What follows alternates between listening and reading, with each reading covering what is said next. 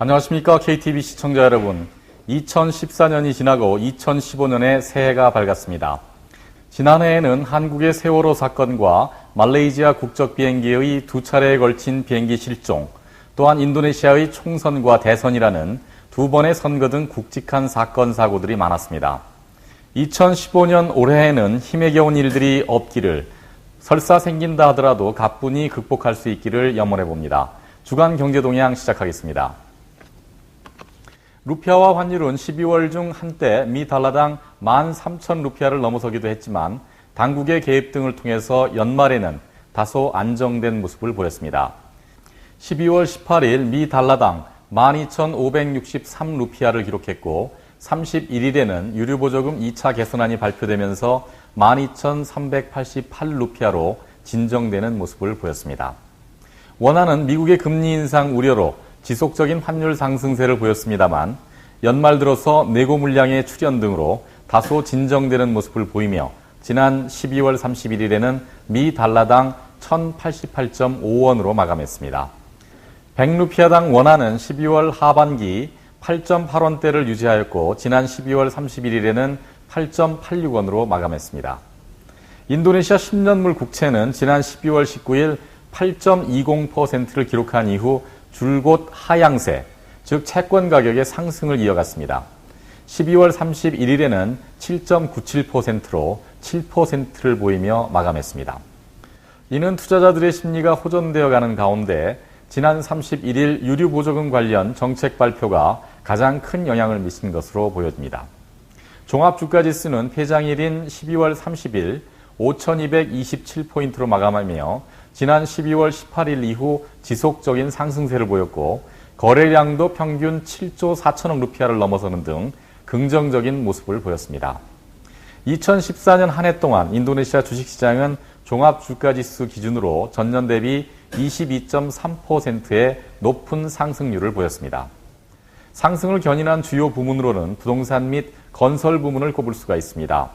애널리스트들은 2015년 올해에도 인프라 관련 부분들이 정부의 각종 개발 사업에 힘입어서 상승세를 이끌어갈 것이라고 예상을 내놓고 있습니다. 조코이 정부는 지난 12월 31일 요란했던 폭죽 소리에 버금갈 만한 정책 한 가지를 발표했습니다. 바로 연료보조금 두 번째 개선안입니다. 주요 내용으로는 경유의 경우 보조금을 리터당 1,000루피아로 고정하기로 하였고 휘발유에 대해서는 보조금을 철폐하기로 했습니다.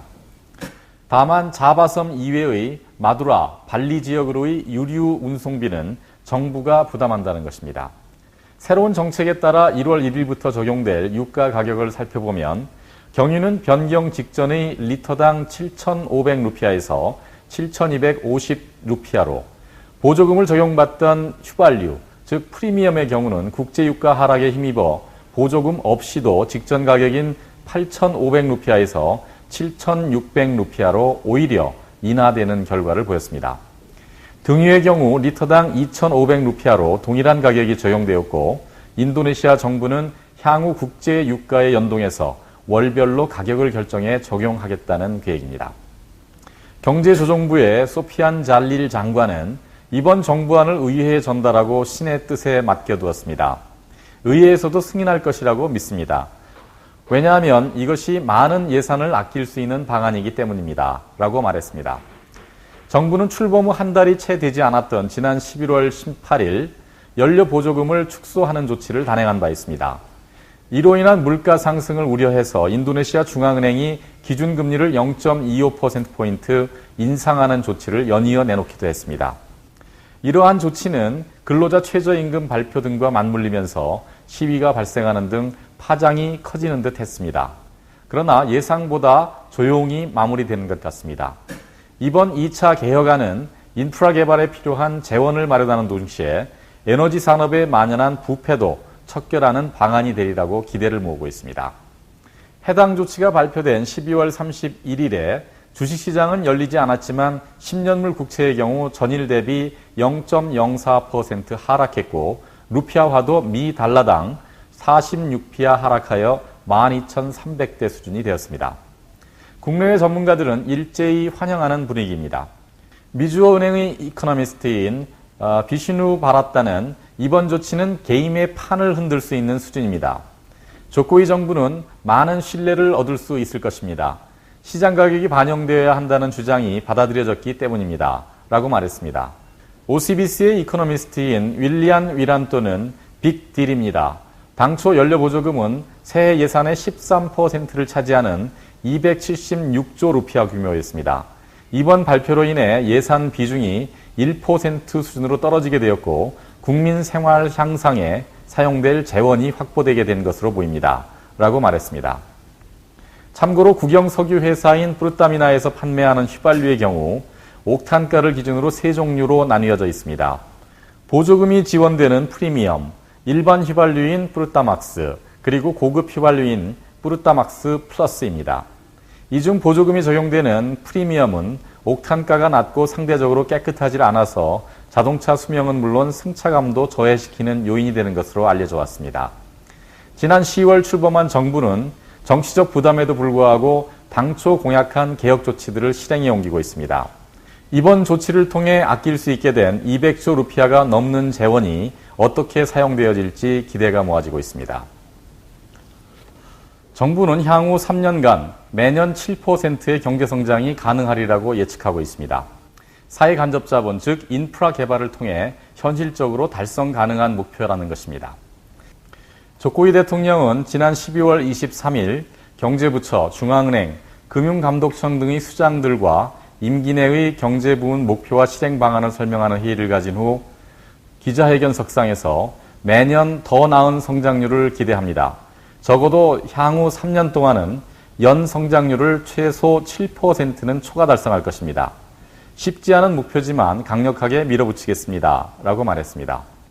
정부가 올해부터 착수 예정인 주요 개발 계획으로는 철도, 고속도로, 항만 및 댐 등의 인프라 개발이 있습니다.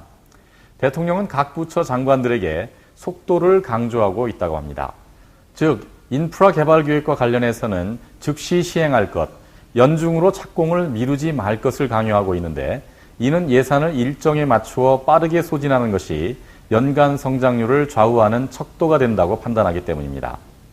지난 10년 동안 인도네시아는 연 4.5%에서 최대 6.5% 수준의 성장률을 보여왔습니다. 전문가들은 빈곤을 퇴치하고 신규 고용을 창출하기에는 충분치 않은 수치라고 평가합니다. 기업가 출신인 대통령이 선택과 집중, 그리고 속도를 많이 강조하고 있는 모습입니다. 투자자들이 많은 기대를 갖고 있는 이유라고 볼 수 있겠습니다. 기대만큼 그보다 더 나은 결과도 볼 수 있기를 바라는 마음입니다. 조코이 정부는 오는 1월 26일 새로운 부처를 신설한다고 밝혔습니다. 원스톱 총합행정센터, 약칭 PT SP로 투자 면허 발급을 간소화하기 위한 조치입니다. 소피안 잘릴 경제조정장관은 인허가 관련 부서가 한 곳에서 통합된 서비스를 제공함으로써 투자 관련 행정 절차들이 간소화될 것이라고 기대합니다. 인도네시아는 그동안 행정 절차가 복잡하다는 오명에 시달려 왔는데 많은 개선이 이루어질 것입니다. 라고 말했습니다. 투자조정청, 즉 베카PM의 프랭키 시바라니 장관은 PT SP는 현 정부의 공약사항입니다. 인허가를 간소화해서 보다 많은 투자를 유치하겠다는 것입니다. 라고 말했습니다. 지난 유도요노 대통령 시절에도 해당 내용이 여러 차례 거론되긴 했지만 실행에 옮겨지지는 못했었습니다. 각 부처, 기관 및 지방정부 간의 이해가 상충되고 타협점이 만들어지지 않았기 때문이었습니다. 이번 신설 부서에는 세 가지 원칙이 적용된다고 합니다. 첫째, 인허가 절차를 신속히 처리할 것. 둘째, 우수 인력 등 지원이 필요한 사항을 완비할 것. 셋째, 온라인을 통해 신청이 가능하도록 할 것 등입니다. 조코이 정부가 들어선 이후 지난 4, 4분기 중 접수된 투자 신청은 43건의 미 달러 기준 187억 불 규모였습니다.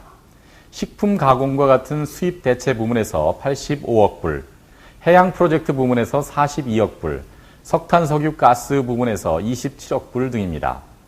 올해 베카PM에서 예상하는 투자 유치 규모는 525조 루피아, 즉 420억 불 규모라고 합니다. 이것이 해당 투자에만 그치지 않고 연관 효과를 통해 많은 일자리가 창출될 수도 있겠기에 기대가 모아지는 부분입니다. 최근 인도네시아에서는 과거 여러 이유로 정식 절차를 거치지 않고 해외로 빠져나간 자금에 대해서 사면권, 즉 벌금, 이중과세 등을 부과하지 않음으로써 인도네시아로 들어올 수 있는 길을 터주자는 논의가 있습니다. 해당 자금은 주로 1998년 아시아 경제위기 당시 재벌 또는 인도네시아 은행 경영인들이 해외로 불법 유출한 자금입니다. 세계적인 경영 컨설팅 회사인 맥켄지 앤 컴퍼니가 추산한 자료에 따르면 미 달러 기준 2,500억 불이 해외에 예치되어 있다고 합니다.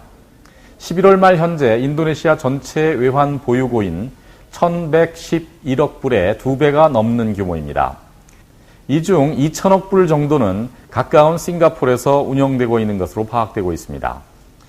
인도네시아 경영인 연합회, 즉 아핀도의 하리아디 숙감다니 회장은 최근 이 문제를 제기하면서 최근 루피아화의 급등락이 거듭되고 있습니다. 미 연방준비제도가 기준금리를 인상한다면 대규모 자금이 빠져나가면서 더 큰 혼란이 생길지도 모릅니다.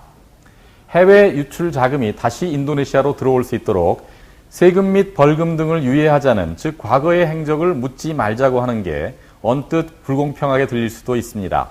하지만 중요한 건 뒤만 보고 있을 것이 아니라 앞으로 나가야 할 것이라는 것입니다. 인도네시아의 자금이 싱가포르에서 각종 투자 재원으로 사용되고 있다는 게 웃기는 현실 아닙니까? 라고 말했습니다. 과거 이탈리아의 경우 유사한 이유로 해외로 빠져나간 자금을 유치한 적이 있습니다. 이탈리아 중앙은행의 추산 결과 약 5천억 유로 규모였고, 이 중 특별 조치를 통해서 800억 유로가 2001년도에서 2009년 사이에 이탈리아 국내로 반입된 경우가 있었습니다. 이 문제에 대하여 인도네시아에서는 서민들이 유류가격 인상으로 고통받는 상황에서 비합법적인 방법으로 해외에 자금을 빼돌린 이들에게 면죄부를 주는 것이 아니냐는 시각과 중국계 인도네시안에 대한 정치적 불평등이 점철된 현대사가 그 원인이었다는 입장이 대립되고 있습니다. 따라서 첨예한 이슈가 될 수도 있을 것 같습니다. 아무쪼록 좋은 방법이 마련이 되어서 인도네시아의 집 나간 자금이 인도네시아 개발을 위해 다시 사용될 수 있기를 기대해 보겠습니다. 부동산 시장과 함께 시청자 여러분께서 많은 관심을 갖고 계실 주식시장에 대해서 좀 더 짚어보도록 하겠습니다. 앞서 말씀드린 바와 같이 인도네시아 종합주가지수, 즉 JCI는 지난 12월 30일 5,226포인트를 기록하며 2014년 한 해 동안 전년 대비 22.3%의 상승세를 보였습니다. 9월 8일에는 5,246포인트를 기록하며 역사적 최고점을 기록하기도 했었습니다. 전문가들은 지난 4월과 7월에 치러진 총선과 대선이 별 사고 없이 무난하게 치러진 것이 경제 성장률이 하락하는 상황에서도 투자자들의 관심을 끌어들이는 역할을 할 수 있었던 것으로 파악하고 있습니다. 즉, 조코위도도 대통령이 당선됨으로써 해묵은 연료보조금 문제가 해결되고 인프라 개발이 속도를 낼 수 있을 것이라는 기대를 하게 되었다는 것입니다. 인베스타 사란 만디리의 키스오요 아디조 애널리스트는 최근의 성장세를 두고 조코위 대통령에 대한 시장의 반응이라고 이해하시면 됩니다. 내년에 대규모 인프라 사업이 진행될 거라 약속했기 때문입니다. 시장은 낙관적입니다. 연중 6,000포인트를 찍을 수도 있고 5,400에서 5,800 사이에서 움직이리라 예상됩니다. 라고 말했습니다. 트리메가 시큐리티의 세바스찬 토빙 조사실장도 같은 예상을 하고 있습니다. 현 정부는 업무를 개선하자마자 연료보조금과 같은 굵직한 현안을 손대기 시작했습니다. 투자자들이 기대하고 있는 이유입니다. 올해 지수는 5,634포인트 정도로 예상하고 있습니다. 라고 말했습니다. 하지만 부정적인 요인들을 잊어서는 안 되겠습니다. 바로 미국의 기준금리 인상과 이로 인한 자본 유출에 대한 우려입니다. 이와 관련하여 금융감독청인 오제가의 누르하이디 커미셔너는 금융 부분에서 새로운 상품과 서비스 제공을 통해서 급격한 자본 유출이 발생하지 않도록 준비하겠습니다. 라고 말했습니다. 애널리스트 대부분이 정부 정책에 힘입어 인프라 및 건설 관련주들이 탄력을 이어갈 것으로 예상하고 있습니다. 트리메가 시큐리티는 그 중에서도 국영기업인 와스키타 까리아, 아드히 까리아와 시멘트 회사인 인도시멘트, 뚱갈 프락사 등을 주요 종목으로 꼽고 있습니다. 무엇인가 간절히 소망하면 온 우주가 당신의 소망이 이루어질 수 있도록 도와준다. 한때 널리 읽힌 연금술사라는 책을 통해 우리에게 전달하고 있는 파울로 코엘료의 메시지입니다. 그는 진정 원하는 것을 이루고자 한다면 좋은 기운을 계속 유지하라고 말합니다. 그래야 그 긍정의 힘이 또 다른 긍정을 이끌어서 좋은 결과를 낳게 한다는 것입니다. 새해 소원하시는 것들이 이루어지게 하려면 긍정적인 마음으로 간절히 원하십시오. 좋은 기운을 잃지 않도록 밝은 마음으로 생활한다면 여러분의 꿈은 반드시 이루어질 것입니다. 이상 파울로 코엘료의 메시지였습니다. 지금까지 시청해 주신 여러분 감사합니다.